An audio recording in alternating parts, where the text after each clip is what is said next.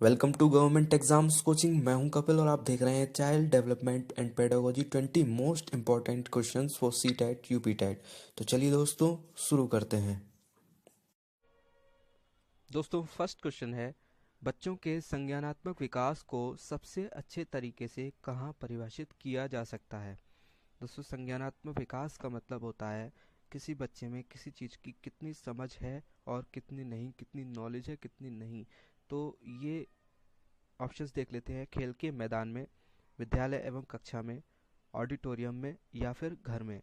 दोस्तों खेल के मैदान में बच्चा सिर्फ खेल के विषय में ही समझ पाएगा और किसी चीज़ के विषय में उसको नॉलेज नहीं मिल पाएगी। विद्यालय एवं कक्षा में हर चीज़ की उसको नॉलेज मिलेगी क्योंकि वहाँ पर उसके साथ के बच्चे सभी विषय पर हर टॉपिक पर बात करेंगे। तो ये ऑप्शन सही हो जाता है। ऑडिटोरियम में उसको सिर्फ लिसनिंग की नॉलेज मिलेगी, सुनने में उसको नॉलेज मिलेगी। घर में भी उसको इस प्रकार का संज्ञानात्मक विकास अच्छी तरह से परिभाषित नहीं किया जा सकता। सेकंड क्वेश्चन है, अवधारणाओं का विकास मुख्य रूप से किस चीज़ का हिस्सा है।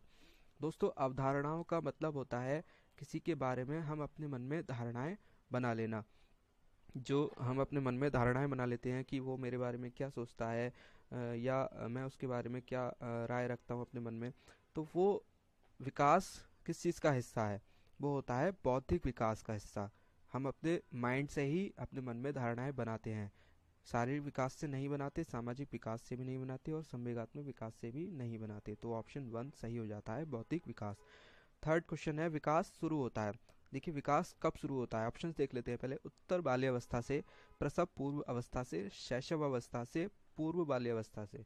तो विकास शुरू होता है प्रसव पूर्व अवस्था से। मीन्स जब एक लेडी प्रेग्नेंट होती है तभी से ही उस बच्चे का विकास शुरू हो जाता है और वो विकास तब तक चलता है जब तक उस व्यक्ति की डेथ नहीं हो जाती। तो ऑप्शन सेकंड प्रसव पूर्व अवस्था से सही है। फोर्थ क्वेश्चन देख लेते हैं, निम्नलिखित में से किस अवस्था में बच्चे अपने समवयस्क समूह के सक्रिय सदस्य हो जाते हैं। तो देखिए ऑप्शंस देख लेते हैं। किशोरावस्था, प्रौढ़ावस्था, पूर्व बाल्यावस्था और बाल्यावस्था। किस अवस्था में बच्चे समवयस्क समूह के सक्रिय सदस्य हो जाते हैं। मतलब देखिए जब बच्चा बड़ा होता है तो उसके पेरेंट्स भी उसको बाहर निकलने के लिए मना नहीं करते। वो बाहर निकलकर अपने साथ के बच्चे यानी समवयस्क समूह, अपने साथ के बच्चों के साथ समूह बना लेता है, टोलियाँ बना लेता है, ग्रुप्स बना लेता है और उन्हीं के साथ वो खेलता है, पढ़ता है, सारे काम उसी टोलियों में करता है। तो वो ऑप्शन है किस अवस्था में वो टोलियाँ बनाता है। तो ऑप्शन फर्स्ट सही हो जाता है, किशोरावस्था में। चलिए फिफ्थ क्वेश्चन पर आते हैं, मानव विकास को क्षेत्रों में विभाजित किया जाता है जो है शारीरिक, आध्यात्मिक, संज्ञानात्मक और सामाजिक। शारीरिक, संज्ञानात्मक, संवेगात्मक और सामाजिक। संज्ञानात्मक, संज्ञानात्मक, आध्यात्मिक और सामाजिक। मनोवैज्ञानिक, मनोवैज्ञानिक, संज्ञानात्मक, संवेगात्मक और शारीरिक। तो मानव विकास के क्षेत्रों को इन चार चीज़ों में विभाजित किया जा सकता है, मनोवैज्ञानिक, संज्ञानात्मक, संवेगात्मक और शारीरिक। तो ये हमारा ऑप्शन सही हो जाता है। बच्चे के उचित विकास को सुनिश्चित करने के लिए उसका स्वस्थ शारीरिक विकास एक महत्वपूर्ण पूर्व आवश्यकता है। यह कथन गलत हो सकता है क्योंकि विकास नितांत व्यक्तिगत मामला है। सही है क्योंकि विकास क्रम में शारीरिक विकास सबसे पहले स्थान पर आता है। सही है क्योंकि शारीरिक विकास विकास के अन्य पक्षों के साथ अंतः संबंधित है। गलत है क्योंकि शारीरिक विकास विकास के अन्य पक्षों को किसी भी प्रकार से प्रभावित नहीं करता। ये तो गलत है। शारीरिक विकास या कोई भी विकास अन्य विकास के पक्षों से किसी प्रकार से रिलेट जरूर करता है। ऑप्शन थर्ड सही है क्योंकि शारीरिक विकास विकास के अन्य पक्षों के साथ अंतः संबंधित है। सेवेंथ क्वेश्चन है, इनमें से कौन सा बाल विकास का एक सिद्धांत है। विकास परिपक्वता तथा अनुभव के बीच अन्योन्य क्रिया की वजह से गठित होता है। विकास प्रत्येक बच्चे की गति का सही ढंग से अनुमान लगा सकता है। अनुभव विकास का एकमात्र निर्धारक है। या फिर विकास प्रबलन तथा दंड के द्वारा सुनिश्चित किया जाता है। ये तो बिल्कुल ही गलत है, विकास दंड के द्वारा सुनिश्चित नहीं किया जा सकता। अनुभव विकास का एकमात्र निर्धारक है, ये भी गलत है। विकास प्रत्येक बच्चे की गति का सही ढंग से अनुमान लगा सकता है, ये भी गलत है। किसी भी बच्चे का विकास के थ्रू सही ढंग से अनुमान लगाना गलत है क्योंकि किसी बच्चे का विकास तेजी से होता है, किसी का धीमे धीरे से होता है। तो विकास परिपक्वन तथा अनुभव के बीच अन्योन्य क्रिया की वजह से घटित होता है, ये ऑप्शन हमारा सही हो जाता है। एथ क्वेश्चन पर आते हैं, मानव बुद्धि एवं विकास की समझ शिक्षक में किस चीज़ को योग्य बनाती है, किस चीज़ के काबिल बनाती है। मानव बुद्धि एवं विकास की समझ निष्पक्ष रूप से अपने शिक्षण अभ्यास में नहीं। शिक्षण अभ्यास टीचर की एलिजिबिलिटी पर डिपेंड करता है कि वो किस तरह से पढ़ाता है। शिक्षा के समय शिक्षार्थियों के संवेगों पर नियंत्रण बनाए रखने में नहीं, क्लास पर नियंत्रण रखना टीचर का काम है। थर्ड ऑप्शन है विविध शिक्षार्थियों के शिक्षण के बारे में स्पष्टता। ये सही है। मानव बुद्धि एवं विकास मतलब किस बच्चे का विकास तेजी से होता है, या फिर किस बच्चे में कौन सा बच्चा तेज बुद्धि का है या कौन सा मंद बुद्धि का है, तो ये विविध शिक्षार्थियों के शिक्षण के बारे में स्पष्टता के योग्य बनाता है। तो इस चीज़ से ये टीचर ये समझ लेता है कि किस बच्चे को किस तरह से पढ़ाना है। अगर होशियार बच्चा है तो उसको उसी प्रकार से पढ़ाना है, और डल है तो उसको उसी प्रकार से हैंडल करना है। 9th क्वेश्चन देख लेते हैं। बच्चे के विकास के सिद्धांतों को समझना शिक्षक की सहायता करता है। शिक्षार्थी की आर्थिक पृष्ठभूमि को पहचानने में नहीं। शिक्षार्थियों को क्या पढ़ाना चाहिए यह औचित्य स्थापित करने में, ये भी नहीं। शिक्षार्थियों की भिन्न अधिगम शैलियों को प्रभावी रूप से संबोधित करने में, हाँ ये ठीक है। बच्चे के विकास के अगर उसको सिद्धांत आते होंगे टीचर को, तो वो बच्चे भिन्न भिन्न अधिगम शैलियों के होते हैं, तो किसी को किस अधिगम शैली से पढ़ाना चाहिए, किस बच्चे को किस अधिगम शैली से पढ़ाना चाहिए, इस चीज़ को संबोधित करने में वो उसकी सहायता करता है। 10th क्वेश्चन है विकास कभी न समाप्त होने वाली प्रक्रिया है, यह विचार किससे संबंधित है। अंतः संबंध का सिद्धांत, निरंतरता का सिद्धांत, एकीकरण का सिद्धांत, या फिर अंतः क्रिया का सिद्धांत। विकास कभी न समाप्त होने वाली प्रक्रिया है, यह है निरंतरता का सिद्धांत, निरंतर चलने वाली प्रक्रिया है। मानव विकास कुछ विशेष सिद्धांतों पर आधारित है, निम्नलिखित में से कौन सा मानव विकास का सिद्धांत नहीं है। अनुक्रमिकता, सामान्य से विशिष्ट, प्रतिवर्ती, निरंतरता। देखिए अनुक्रमिकता, सामान्य से विशिष्ट और निरंतरता, ये तीनों ही मानव विकास के सिद्धांत हैं, सिर्फ प्रतिवर्ती को छोड़कर। तो ये हमारा ऑप्शन सही हो जाता है। 12th क्वेश्चन देखते हैं। एक शिक्षक को अपने विद्यार्थियों की क्षमताओं को समझने का प्रयास करना चाहिए, निम्नलिखित में से कौन सा क्षेत्र इस उद्देश्य के साथ संबद्ध है। टीचर को अपने विद्यार्थियों की कैपेसिटीज को समझने का प्रयास करना चाहिए, तो ये हमारा आंसर हो जाता है शिक्षा मनोविज्ञान। चलिए 13 क्वेश्चन पर आते हैं।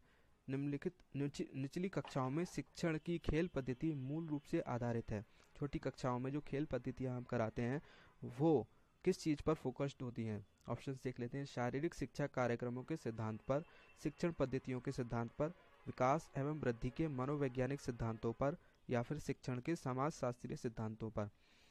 तो छोटी कक्षाओं में खेल पद्धतियाँ जो हम कराते हैं वो ज़्यादातर मोस्टली फोकस्ड होती हैं विकास एवं वृद्धि के मनोवैज्ञानिक सिद्धांतों पर। हमारा मेन फोकस यही होता है कि बच्चों का विकास और वृद्धि किस तरह से कराई जाए, तो ये ऑप्शन सही हो जाता है। 14 क्वेश्चन। निम्नलिखित में से कौन सा विकास का सिद्धांत है। विकास का सिद्धांत बताना है, निम्नलिखित में से कौन सा है। विकास की सभी प्रक्रियाएं अंतर संबंधित नहीं है, गलत। सभी प्रक्रियाएं अंतर संबंधित होती हैं। सभी की विकास दर समान नहीं होती है, हाँ ये ठीक है। सभी की विकास दर समान नहीं होती हैं। कोई विकास, किसी बच्चे का विकास तेजी से होता है, किसी का धीरे धीरे होता है, तो ये हमारा ऑप्शन सही हो जाता है। 15 क्वेश्चन। निम्नलिखित में से कौन सा मुख्य रूप से आनुवंशिकता संबंधी कारक है। आनुवंशिकता संबंधी कारक है। आंखों का रंग, सामाजिक गतिविधियों में भागीदारिता, समकक्ष व्यक्तियों के समूह के प्रति अभिवृत्ति, चिंतन पैटर्न। देखिए ये तीनों ऑप्शन जो है, सामाजिक गतिविधियों में भागीदारिता, समकक्ष व्यक्तियों के समूह के प्रति अभिवृत्ति और चिंतन पैटर्न, ये हमारे एटमॉस्फेयर से रिलेटेड है। आनुवंशिकता से रिलेटेड है आंखों का रंग। यदि उसके माता पिता, यदि किसी बच्चे के माता पिता का रंग नीला होता है तो पॉसिबिलिटी यही है कि 99% उस बच्चे की भी आंखों का रंग नीला होगा। 16 क्वेश्चन देख लेते हैं। व्यक्तित्व विकास में एक महत्वपूर्ण भूमिका का निर्वाह करता है। क्या क्या महत्वपूर्ण भूमिका का निर्वाह करता है। आनुवंशिकता, वातावरण, आनुवंशिकता और वातावरण का मिश्रण, या फिर परीक्षाओं की संख्या। देखिए ना सिर्फ आनुवंशिकता और ना ही सिर्फ वातावरण, दोनों ही चीज़ों का होना व्यक्तित्व विकास के लिए एक महत्वपूर्ण भूमिका होती है। यानी आनुवंशिकता और वातावरण दोनों ही चीज़ों का मिश्रण व्यक्तित्व विकास में महत्वपूर्ण भूमिका निभाता है। 17 क्वेश्चन। आनुवंशिकता को सामाजिक संरचना माना जाता है। गौड़, गत्यात्मक, स्थिर, या फिर प्राथमिक। देखिए आनुवंशिकता को स्थिर सामाजिक संरचना माना जाता है।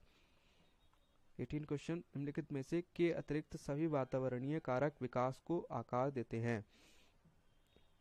सिर्फ एक चीज बतानी है जो वातावरणीय कारक विकास को आकार नहीं देती। पौष्टिकता की गुणवत्ता, ये वातावरणीय कारक को आकार देती है। संस्कृति भी वातावरणीय कारक को आकार देती है। शिक्षा की गुणवत्ता भी वातावरणीय कारक को। शारीरिक गठन आनुवंशिकता के कारक को आकार देता है। सिर्फ शारीरिक गठन ही आनुवंशिकता की कारक के विकास को आकार देता है। 19 क्वेश्चन, छोटे शिक्षार्थियों को कक्षा कक्ष में समवयस्कों के साथ अंतःक्रिया करने के लिए प्रोत्साहित करना चाहिए। छोटे बच्चों को आपस में बात करने के लिए प्रोत्साहित करना चाहिए। क्यों करना चाहिए? ऑप्शन देख लेते हैं। शिक्षक कक्षा कक्ष को बेहतर तरीके से नियंत्रित कर सकें। नहीं, ये तो टीचर की अपने ऊपर डिपेंड करता है कि वो क्लास को कैसे कंट्रोल करता है। वह एक दूसरे के प्रश्नों का उत्तर सीख सके। नहीं, ये भी वो अपने आप से सीख सकते हैं या टीचर उन्हें सिखा सकता है। इसमें बच्चों का आपस में बात करना ज़रूरी नहीं है। पाठ्यक्रम को बहुत जल्दी पूरा किया जा सकता है, ये भी बच्चों का आपस में बात करना ज़रूरी नहीं है। टीचर ही इसको बता सकता है कि पाठ्यक्रम कितनी जल्दी से पूरा किया जाए या फिर कितना टाइम लगेगा। वे पढ़ने के दौरान सामाजिक कौशल सीख सकें। हाँ, ये ठीक है। बच्चों को आपस में बात कराते रहना चाहिए जिससे कि वो सामाजिक कौशल सीख सकें पढ़ने के दौरान।